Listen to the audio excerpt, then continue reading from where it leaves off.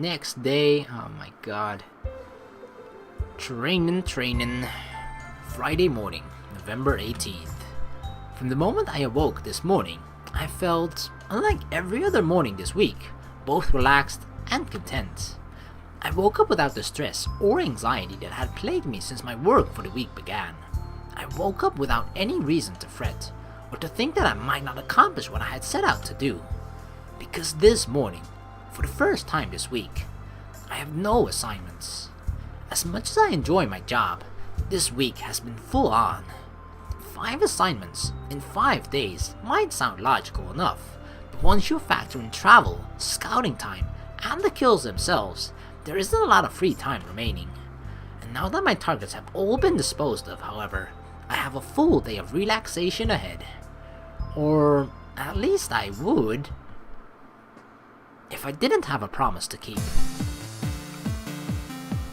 Oh, it's the arcade! Oh yeah, the Soga All-Stars. Strictly speaking, I promised Misa that we'd play together once I had my old home back.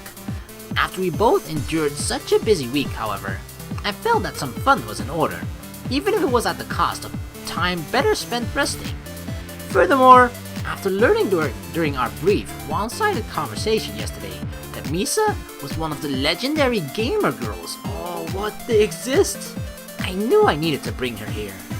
Whether Sara is right about the whole gamer girl stereotype being dead or not is irrelevant. All I know is that Misa was thrilled that I suggested playing a two-player console game at my house, and she jumped at the opportunity to enter this den of acne and sweat. So whether Misa really is a gamer girl or just another teenager addicted to her phone, I couldn't be happier. Is this your first time coming to a video game arcade? Then allow an old pro to show you the ropes. As Misa looked at the ancient machines in awe, I took her over to the counter, where I exchanged a $20 note for a handful of coins. Then, with coins in hand, Misa and I walked around the arcade, looking for a free machine on which to try our luck. Oh, this looks so badass and cool at the same time.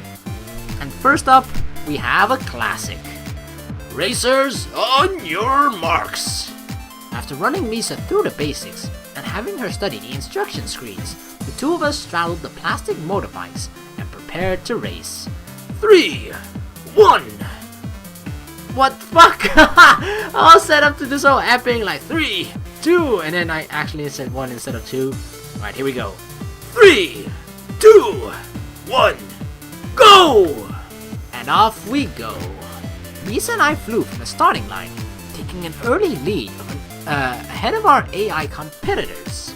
We sailed down the near-empty road, cleared our first corner, and then... oh, she crashed! 20 seconds in, and we have our first crash. Misa may have gained an early lead by putting the pedal to the metal, but that won't stop it going around corners, or that won't cut it. Eyes on the road, Misa. You may have infinite lives, but you'll never beat me like that. Yeah, you have to drift around the corner. Brushing off my comments, or perhaps taking it as a challenge, Misa recovered from her first crash and entered the race once more with a renewed enthusiasm. A few AIs overtook Misa as she regained her speed, but before long, she was climbing the ranks once more. Misa took the next few corners with caution, accelerating only down straights, and just as she looked to regain second place, aww, poor Misa. Like that drop of sweat where she's like, you can see that she's kind of panicking, like, oh no, I crashed again.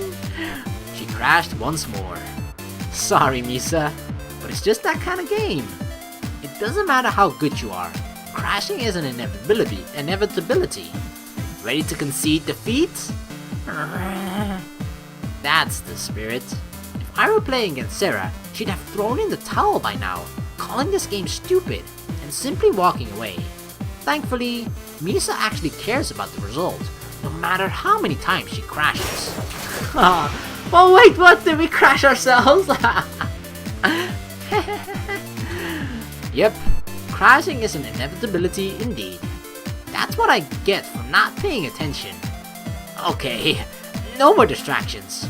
I won't lose my lead that easily. You're going down, Misa.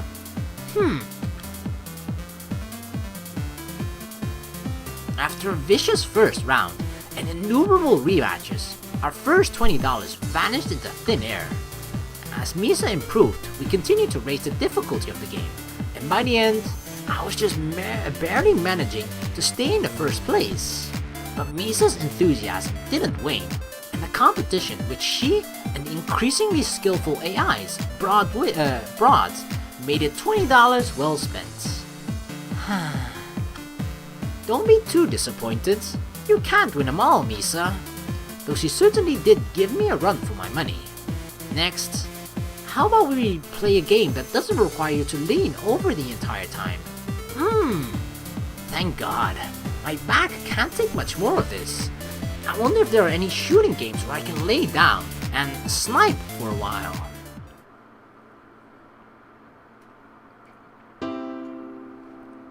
After spending the first few hours of our morning inside a cave of adolescent miscreants, most of whom were skipping school, Misa and I headed into town to indulge in natural light. Oh, the delicious natural light. The arcade was fun, and Misa did seem to enjoy herself, but a few hours in there was more than enough.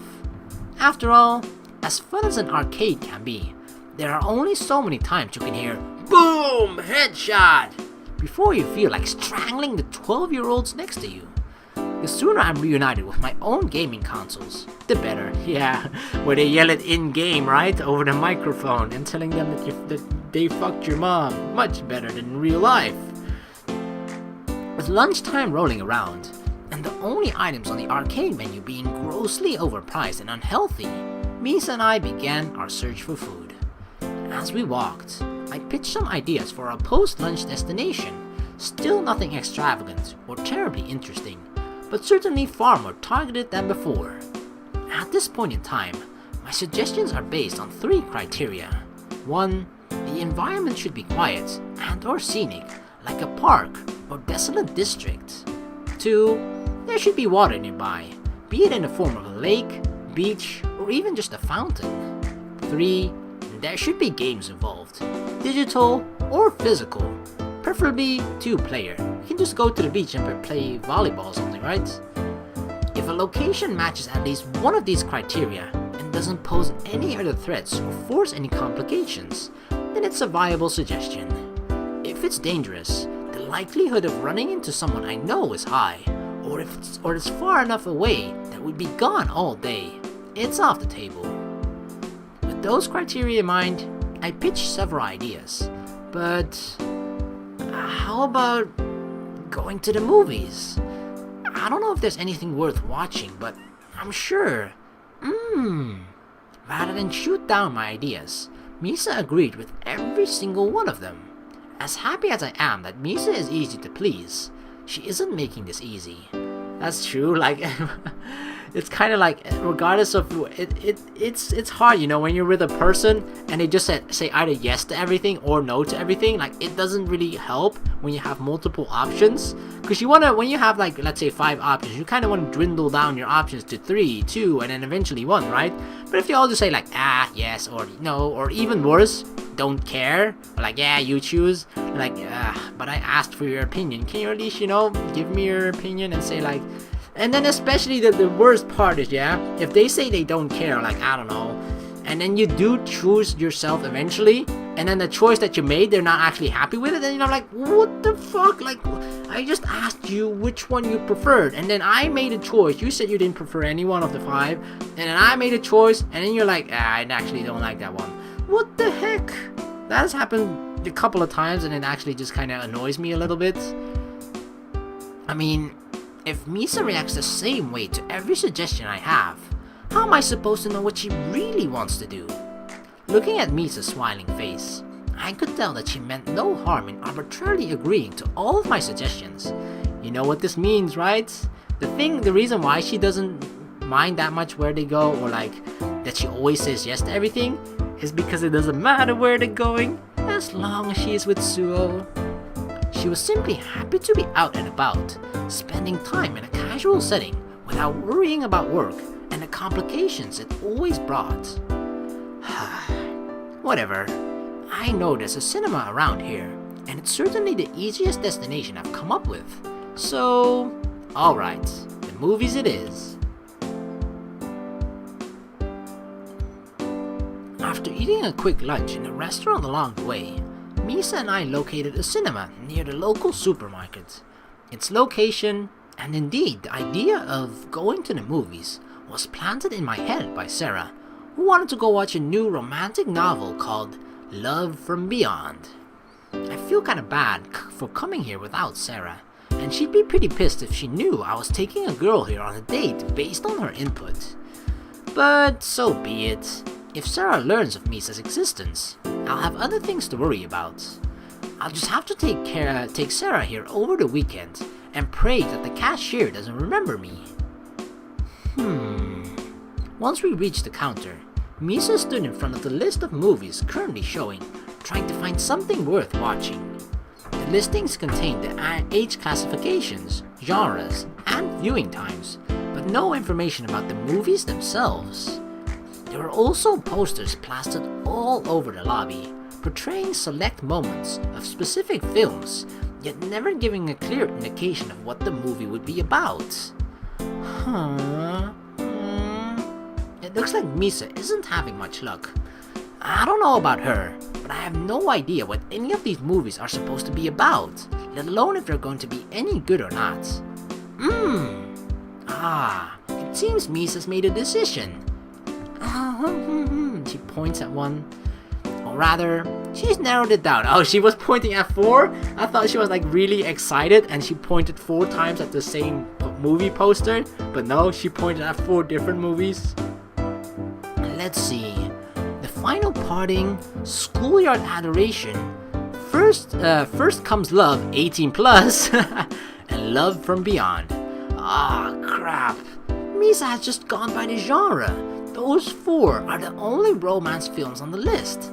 She didn't even look at the age ratings or the content warnings. I guess that's what I get for letting her pick. Sometimes I forget that Misa is still just a teenage girl. Even so, she could have picked at least one action movie. They didn't all have to be romance films.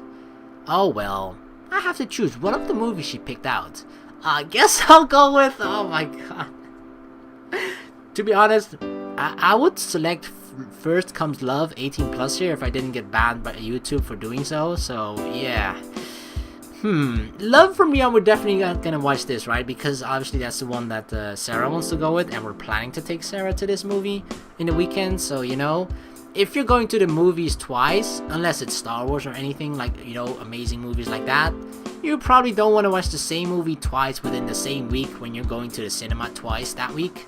So yeah, we should pick one of the other 3 movies. Like, I'm really tempted to just click this one, and then hopefully the 18 plus actually doesn't mean anything other than just, you know, the text there. And yeah, because otherwise I'll probably have to replay this part, or censor, or remove everything, and don't really want to go through that hassle. So I'm gonna check out what it is first, okay? I mean, it was Misa's choice, you know. She put this one among the other 4, so you know, she can't blame me for picking this one. Neither one of us is over 18, but I doubt the ticket sellers get paid to care. Besides, as the only 18 plus film of the 3, First Comes Love will no doubt be the best. Alright then, tickets, popcorn, and then into the cinema. Oh my god. She's gonna be in for the shock of a lifetime. Now, that was unexpected. When we purchased the tickets, I figured the smirk on the cashier's face was due to the fact that Misa and I were obviously underage. As it turned out, however, the 18 plus age rating was completely warranted. Well, that was, interesting. Misa hasn't looked me in the eye once since we left the theater.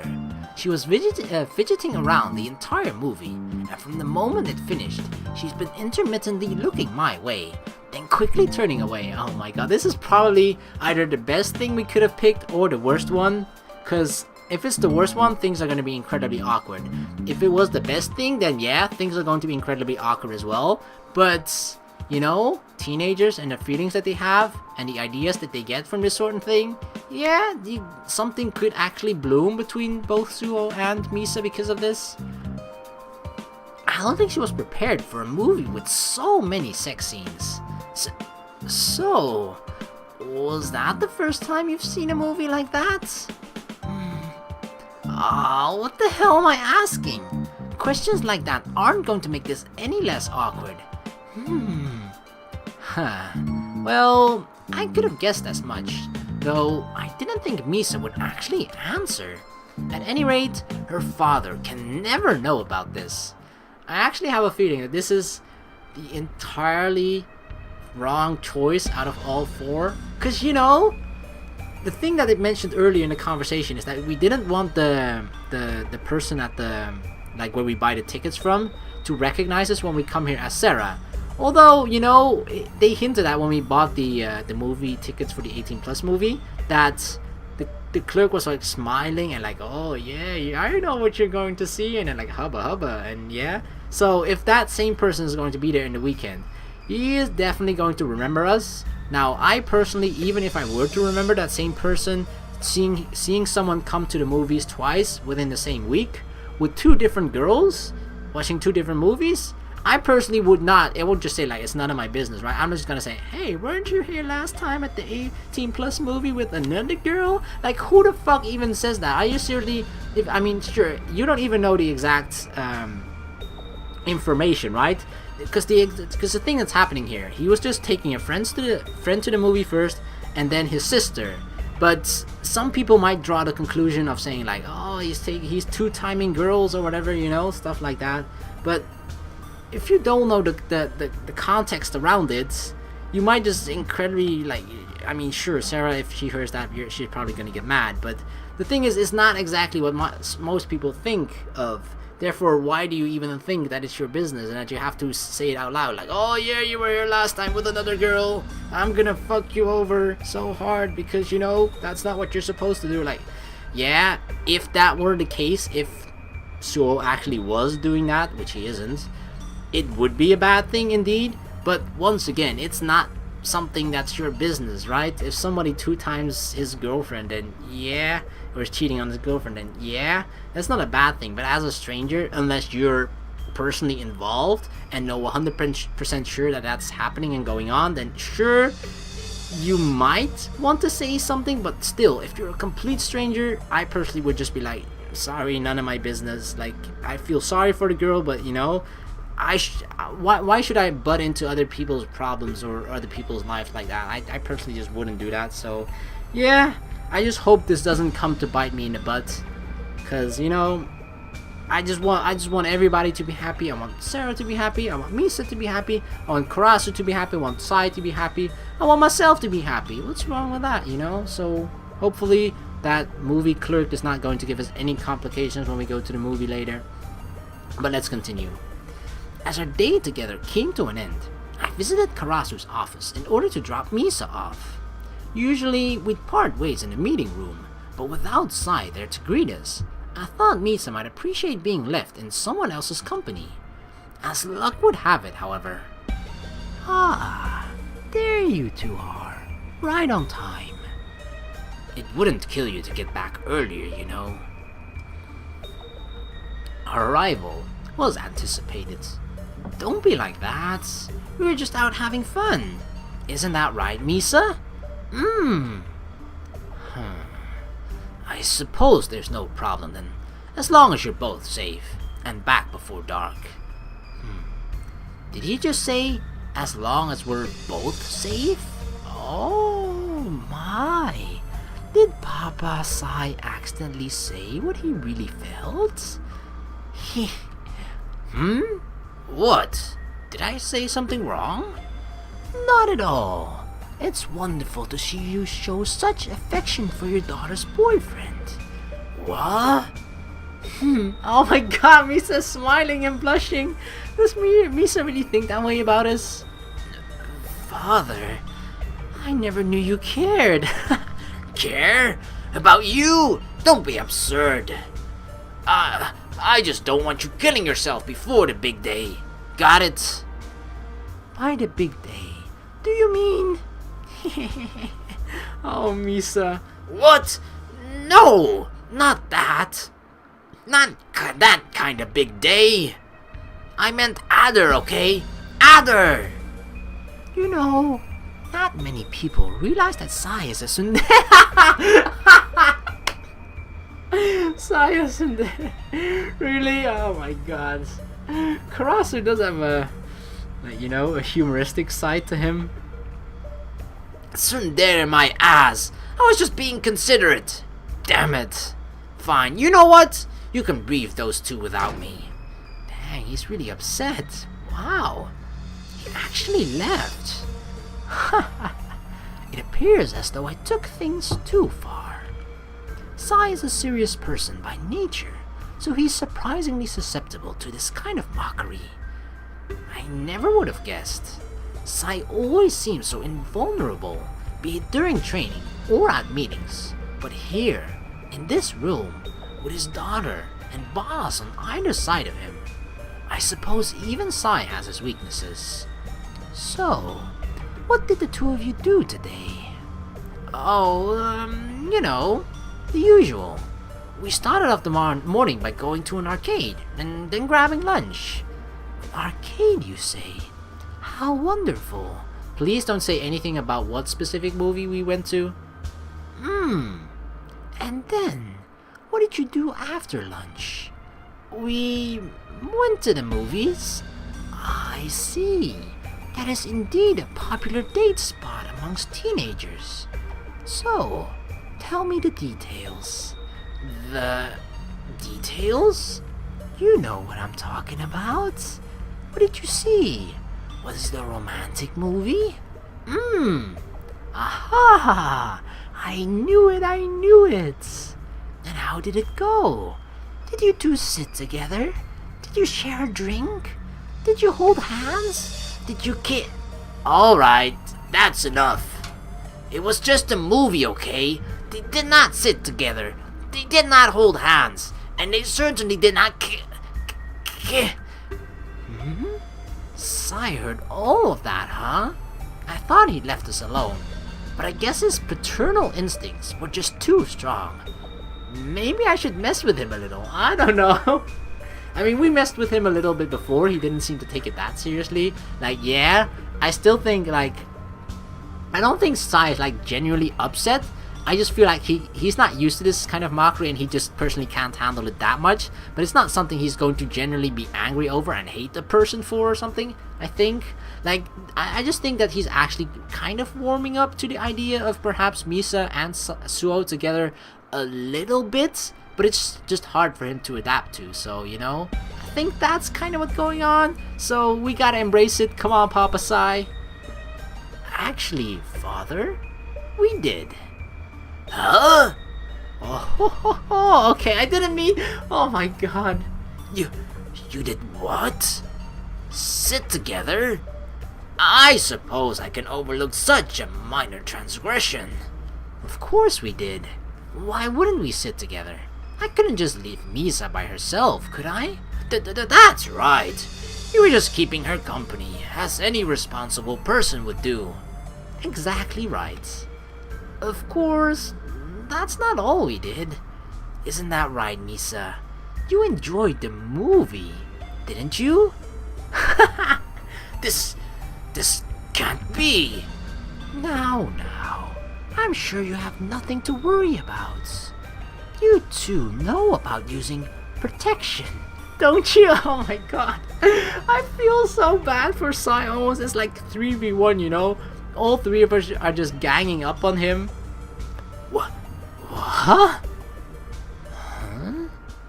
Oh my god. After playing down what really happened and successfully calming Sai down, the four of us eventually returned to the topic at hand. It's kind of funny and silly that, considering the type of work that we do and the fact that Sai is partly our boss, I guess, or at least, someone who is a higher rank than us, and both Karasu is like the boss of the entire organization. And it's kind of funny that you can have this sort of conversation with him and, kind of joke around with him and have fun with Sai like this, despite, you know, the nature of our organization, which is killing and shit, you know, you might think that the entire organization would just be very, very strict and very serious and all that stuff. But the fact that you can actually kind of joke with the Karasu like this is kind of a, I guess, kind of a good thing as well, you know? And pretty funny in my opinion. I then made a quick phone call, leaving a message on the answering machine at home to let Sara know I wouldn't be back until after she went to bed. And surely enough, before I realized it, it was time for our usual Friday night meeting. Upon arrival at the usual place at the usual time, I found myself confronted by an unusual sight. Waiting in the meeting room were Sai, Karasu, and Misa, and there was still no sign of Violet or Vincent, and more notably, Kane and Leon failed to show. Still no sign of them, huh? Now even Kane and Leon have vanished without a trace. Even after waiting in the meeting room for half an hour, none of the others had shown up. Ordinarily, I would have thought they simply couldn't make it, or they had reported to Sai already. However, I've tried tracking their phones, but it seems they've either been destroyed or taken out of range. If they were simply turned off, we could at least ping the embedded receivers in their devices. But as things stand, yes, I'm afraid we must assume the worst. Like Vincent and Violet and those who came before them, Kane and Leon are likely dead. Damn. I thought I was just jumping to conclusions or being paranoid when I assumed they had been killed, but even Karasu agrees? Yes, in all likelihood, they're both deceased. Upon hearing Karasu's conclusion, neither Sai nor Misa seemed terribly surprised or even startled, because apparently this has happened before, right? They mentioned like those 4 people by name, and then they also said like, and those before them. So apparently this is like not the only 4 people this has happened to, and this happens on regular occurrence apparently. Thinking about it logically, I think it wasn't or isn't all that unexpected. This is that kind of business after all. But for so many of us to disappear like that, and so suddenly, the next one to disappear could be... With that in mind, we won't be accepting any more work for a while. Training and meetings aside, you two will be on break until our business at Adder has been concluded. And after that, we will regroup and reassess the situation. So we're still pushing forward, huh? As long as the 4 of us are alive, we're still breaking into Adder? It's nice that we'll have a break, or we'll be having a break from work, but with training and Adder still on the table, I don't think I'll be able to relax. Worse, if someone really is killing off my coworkers, and only the 4 of us remain, then in all likelihood, we're next. You're next. Exactly. Even if I'm not killed in the same manner as my coworkers, I may very well perish upon breaking into Adder. No matter how I look at my situation, one thing is for certain. The end is near. As I trek back up to the surface world, I breathe deeply, slowing down my heart rate and calming my nerves. I really need to relax already. Worrying about what might happen or might not happen won't do me any good. Besides, as long as I keep up my training and follow Sai's instructions, I'm sure we'll be... Huh? Misa? The moment I reached the parking lot, Misa ran into me from behind with surprising force. Misa followed me all the way up here? I didn't hear her at all while we were ascending the staircase. What's wrong, Misa? Couldn't wait until Sunday's meeting to see me again? I guess she isn't here to play around. So you worry too, huh? It is pretty unnerving, knowing that we could be targeted next. But as long as we're careful, I'm sure nothing bad will happen. And in your case, I doubt anybody would be stupid enough to risk invoking your father's anger. Still nothing, huh? I guess Misa isn't naive enough to believe that we're out of harm's way. Worse, I have no knack for consoling people. At least in Sarah's case, I have a good idea of how she'd react and how to comfort her. But as for Misa, when it all comes down to it, I don't have a clue how to handle this girl.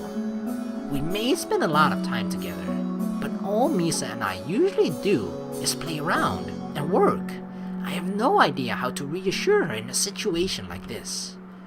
I guess I should just leave that to her father. Well, I'm going to get going now. My sister may be asleep, but if she wakes up when I'm not there, I'll never hear the end of it. So, see ya.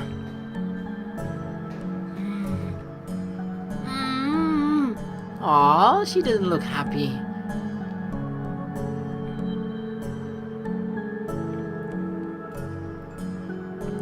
What, Misa's here too?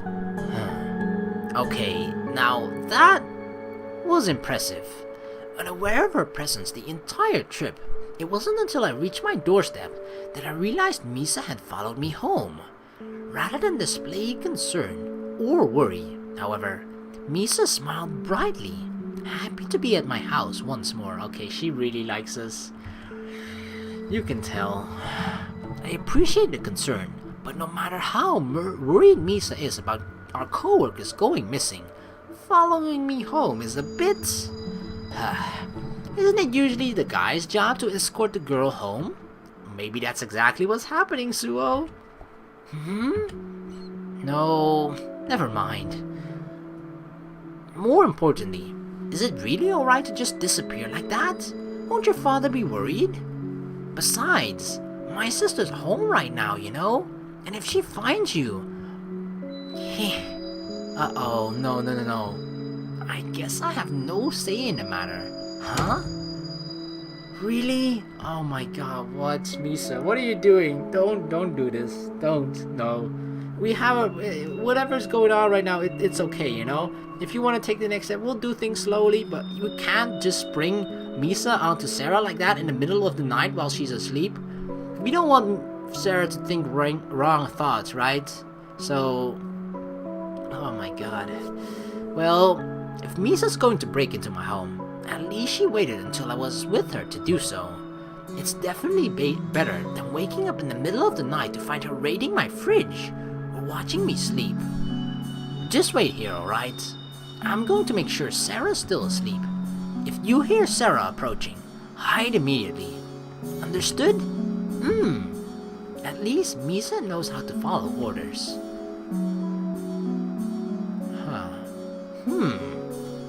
That's no good.